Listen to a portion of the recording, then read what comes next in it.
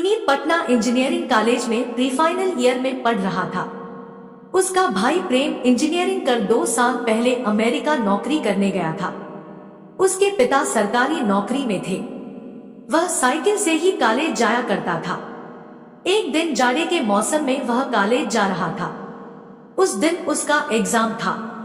अचानक उसकी साइकिल की चेन टूट गई। ठंड में इतनी सुबह कोई साइकिल रिपेयर की दुकान भी नहीं खुली थी और न ही कोई अन्य सवारी जल्दी मिलने की उम्मीद थी। उसके पास समय भी बहुत कम बचा था। कॉलेज अभी 3 किलोमीटर दूर था। वह परेशान रोड पर खड़ा था। तभी एक लड़की स्कूटी से आई और बोली, "मे आई हेल्प यू?" पुनीत ने अपनी परेशानी का कारण बताया। लड़की स्कूटी पर बैठ गई और पुनीत से बोली, "आप साइकिल पर बैठ जाएं और मेरे कंधे को पकड़ लें। बिना पैडल किए मेरे साथ कुछ दूर चले। मेरा कॉलेज आधा किलोमीटर पर है। उसके बाद मैं आपको इंजीनियरिंग कॉलेज तक छोड़ दूंगी।" थोड़ी दूर पर मगध महिला कॉलेज के गेट पर उसने दरबान को साइकिल रिपेयर करवाने के लिए बोलकर पुनीत से कहा, "आप मेरी स्कूटी पर बैठ जाएं। मैं आपको ड्रॉप कर देती हूँ। कॉलेज से लौटते वक्त अपनी साइकिल दरबान से ले लेना। हाँ, उसे रिपेयर के पैसे देना न भूलना।" उस लड़की ने पुनीत को कॉलेज ड्रॉप कर दिया। पुनीत ने कहा, "थैंक्स मिस, क्या नाम?" लड़की बिना कुछ बोले चली गई। कुछ दिनों बाद पुनीत कॉलेज से लौटते समय सोडा फाउंटेशन रेस्टोरेंट में एक किनारे टेबल पर बैठा था। पुनीत लॉन में जिस टेबल पर बैठा था उस पर सिर्फ 2 कुर्सियां ही थी। दूसरी कुर्सी खाली थी। बाकी सारी टेबलें भरी थी। वह अपना सिर झुकाए कॉफी सिप कर रहा था कि एक लड़की की आवाज उसके कानों में पहुंची, "मे आई सिट हियर?" उसने सिर उठाकर लड़की को देखा तो वह स्कूटी वाली लड़की थी। उसने कहा, "श्योर, बैठो।" "सॉरी, बैठिए। It's my pleasure. उस दिन आपका नाम नहीं पूछ सका था।" वह बोली, "मैं वनिता और फाइनल ईयर एमए में हूँ। और मैं पुनीत 3rd ईयर बीटेक में हूँ।" दोनों में कुछ फॉर्मल बातें हुई। पुनीत बोला, "मैं रीजेंट में इवनिंग शो देखने जा रहा था। अभी शो शुरू होने में थोड़ा टाइम बाकी था तो इधर आ गया।" वनिता ने अपना बिल पे किया और वह बाय कहकर चली गई। पुनीत ने वनिता का बिल पे करना चाहा था पर उसने मना कर दिया। इधर पुनीत के भाई प्रेम की शादी उसके पिता ने एक लड़की से तय कर रखी थी।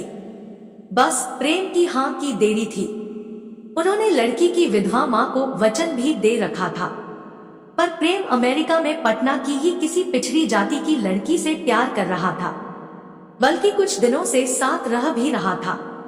उस लड़की से अपनी शादी की इच्छा जताते हुए प्रेम ने माता पिता से अनुरोध किया था।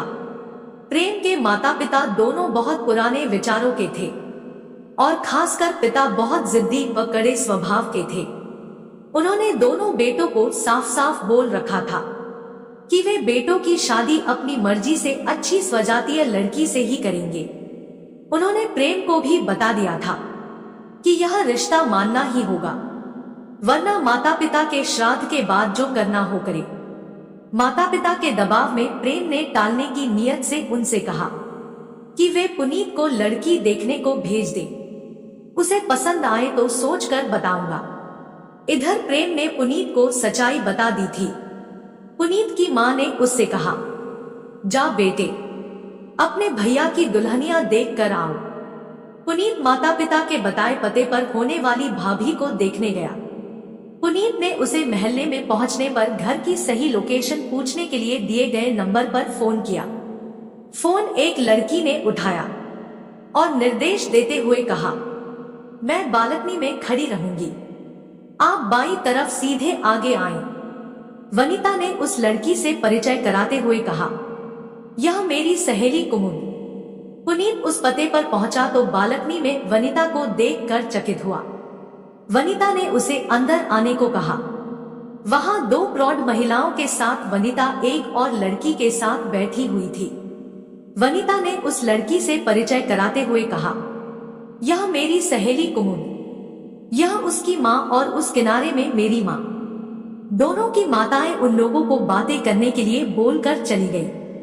वनिता पुनीत से बोली, कुमुद मैट्रिक तक मेरे ही स्कूल में पढ़ी है, मुझसे 1 साल सीनियर थी, हमारे पड़ोस में ही रहती थी। इसके पिता अब नहीं रहे। इसकी माँ कुमुद की शादी को लेकर काफी चिंतित है। पुनीत बोला, क्यों? कुमुद ही आपके भाई की गर्लफ्रेंड है। कुछ महीनों से अमेरिका में वे साथ ही रह रहे हैं। दोनों में फिजिकल रिलेशनशिप भी चल रहा है। वैसे आपके माता पिता मुझसे रिश्ता करना चाहते हैं, पर मैं कुमुद की जिंदगी से खिलवाड़ नहीं करूंगी। कुमुद को मैं अपनी बहन समझती हूँ। मैं प्रेम और कुमुद के बीच रोड़ा नहीं बन सकती हूँ। आप अपने पेरेंट्स को समझाएं कि अपनी जिद छोड़ दे, वरना प्रेम, कुमुद और मेरी तीनों की जिंदगी तबाह हो जाएगी। पुनीत कुछ पल खामोश था, फिर बोला, मैं किसी को दुखी नहीं देखना चाहता हूँ। घर जाकर बात करता हूँ। डोंट वरी, मुझसे जो बन पड़ेगा अवश्य करूंगा। मैं आपको फोन करूंगा। पुनीत के जाने के बाद कुमुद ने वनिता से कहा, तुम्हें अगर प्रेम पसंद है तो तुम्हारे लिए मैं प्रेम से रिलेशन ब्रेक कर सकती हूँ। अरे ऐसी कोई बात नहीं है। माँ मेरे लिए जरूरत से ज्यादा चिंतित है। वैसे भी प्रेम तुम्हारे अलावा किसी और के साथ रिलेशन में होता तो भी मेरे लिए उससे शादी की बात सोचना भी असंभव थी। मैं एक बात कहूँ? हाँ श्योर। पुनीत बहुत अच्छा लड़का है। अगर तेरा किसी और से चक्कर नहीं चल रहा है तो तू उससे शादी कर ले। क्या बात करती हो, मैं मास्टर्स कर रही हूँ और वह तो अभी बीटेक 3rd ईयर में है। पगली, तुम्हें पता नहीं है कि उसका कैंपस सिलेक्शन भी हो गया है। और प्रेम बोल रहा था कि पुनीत सिविल सर्विसेज की तैयारी कर रहा है। कंपीट कर गया तो समझ तेरी लॉटरी लग जाएगी, नहीं तो इंजीनियर है ही। फिर भी तुम क्या समझती हो मैं जाकर उसे प्रपोज करूं? नहीं, मैं अभी प्रेम की माँ को फोन पर इस प्रपोजल के लिए बोल देती हूँ। घर आकर पुनीत ने माता पिता को विस्तार से समझाया। उसने कहा, भैया चाहते तो अमेरिका में ही कोर्ट मैरिज कर लेते, तो उस स्थिति में आप क्या कर लेते? भैया ने आपका सम्मान करते हुए आपसे अनुमति मांगी है। मैंने उस लड़की को देखा है, कुमुद नाम है उसका, काफी अच्छी लड़की है। वह भी आई हुई है। आजकल वयस्क जोड़ों को जात पात और धर्म शादी करने से नहीं रोक सकते। आप 3 लोगों की खुशियां क्यों छीनना चाहते हैं? माँ ने कहा, तुम मुझे कुमुद से मिलवाओ, फिर मैं पापा को समझाने की कोशिश करूंगी। वह तो कल सुबह मुंबई की फ्लाइट से जा रही है, वहीं से अमेरिका चली जाएगी। फिर पुनीत और माँ दोनों जाकर कुमुद से मिले। माँ बेटे दोनों ने मिलकर पिताजी को काफी समझाया। तब उन्होंने कहा, मुझे समाज में शर्मिंदा होना पड़ेगा। वनिता की बूढ़ी विधवा माँ को वचन दे चुका हूँ। रिश्तेदारी में भी इस बारे में काफी लोगों को बता चुका हूँ। उसी समय अमेरिका से प्रेम ने माँ से फोन पर कुछ बात की। माँ ने कहा, हमने तुम्हारे लिए वनिता की माँ को बोल रखा था। वनिता में तुम्हें क्या खराबी नजर आती है? वैसे भी कुमुद तो पिछड़ी जाति की है, तेरे पापा को समझाना बहुत मुश्किल है। प्रेम ने कहा, आप लोगों ने पहले मुझे वनिता के बारे में कभी नहीं बताया था। वनिता को मैंने देखा जरूर है, पर मेरे मन में उससे शादी की बात कभी नहीं थी।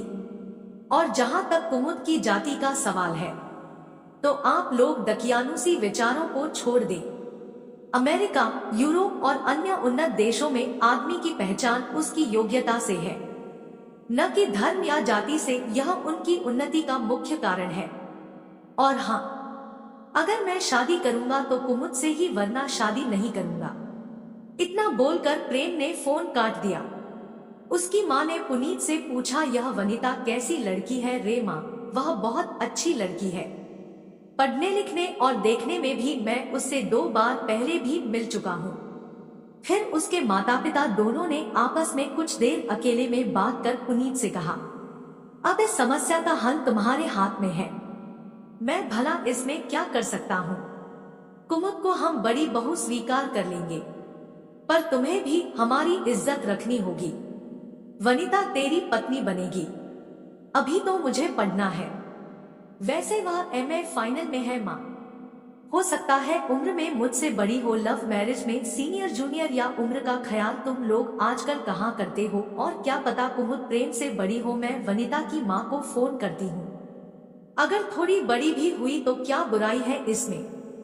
इतना बोलकर उसने वनिता की माँ से फोन पर कुछ बात की। पुनीत गंभीर होकर कुछ सोचने लगा था। थोड़ी देर बाद माँ ने कहा, पुनीत तुम वनिता से बात कर लो। मैंने उसकी माँ को कहा कि कल शाम तुम दोनों रेस्टोरेंट में मिलोगे। पुनीत और वनिता दोनों अगली शाम को उसी रेस्टोरेंट में मिले। पुनीत बोला, माँ ने अजब उलझन में डाल दिया है। मैं क्या करूं? आपको ठीक लग रहा है?